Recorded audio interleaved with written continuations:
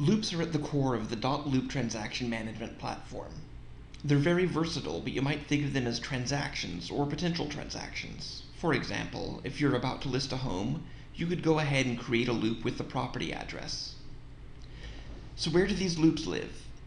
You can click on this smiley face icon here to navigate to the loops page. When you first visit the loops page, it will show up in grid view, which will give you these nice big loops. Once you've created your first loop, you can toggle to list view using this button here. List view gives you more information about each loop and is going to be a bit more navigable once you start having a lot of loops, so I'm going to go ahead and make that switch. You do have several options regarding which loops will appear. As you can see, right now I have several visible loops. If I click on Filter, though, I see that I can filter by the review stage of the loop, as well as the status of the loop. You, the broker, will set the status of the loop. These statuses are pretty self-explanatory. The review stage is selected by the admin. Not submitted means just that you haven't submitted the loop for review. This would make sense for a loop with the status pre-listing or pre-offer, as you won't submit documents for review until you have fully executed copies. I'll explain the other stages when we get to submitting documents for review.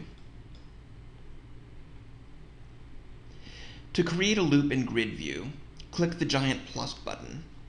In list view, just click Create a Loop. Give your loop a name. I recommend using the property address. I'll go ahead and name this one 0001 Cemetery Lane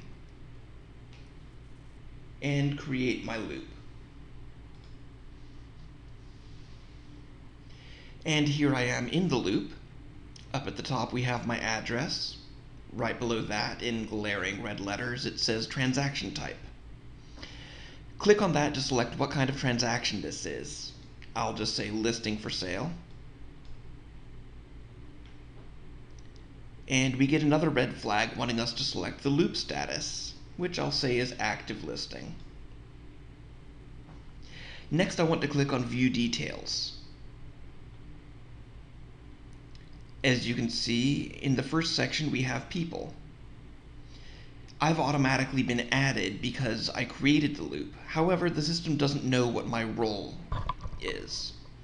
Since this is a listing, I'm going to select Listing Agent.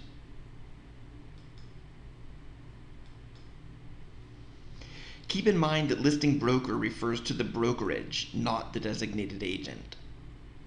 Since this is a listing, I do have a seller, so I'm going to click Add Person, enter the name. I have the option of adding Ms. Adams to my team. I almost never want to do that. Adding her to my team would give her access to everything within the loop, and she cannot be removed from the team. I add her email, and assign her the role of seller, and add person. Typically, when you enter the address in the loop name, you'll be able to find the address in the results, populated by Google search. Since for some reason Google search wasn't able to find 0001 Cemetery Lane, I'm going to go ahead and add the address here.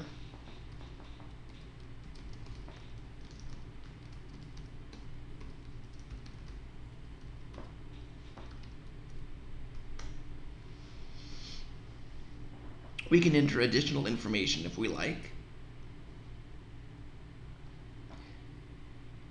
Any field edited in the View Details tab will auto-populate matching fields in any document we add from a template, so this does help save a bit of time.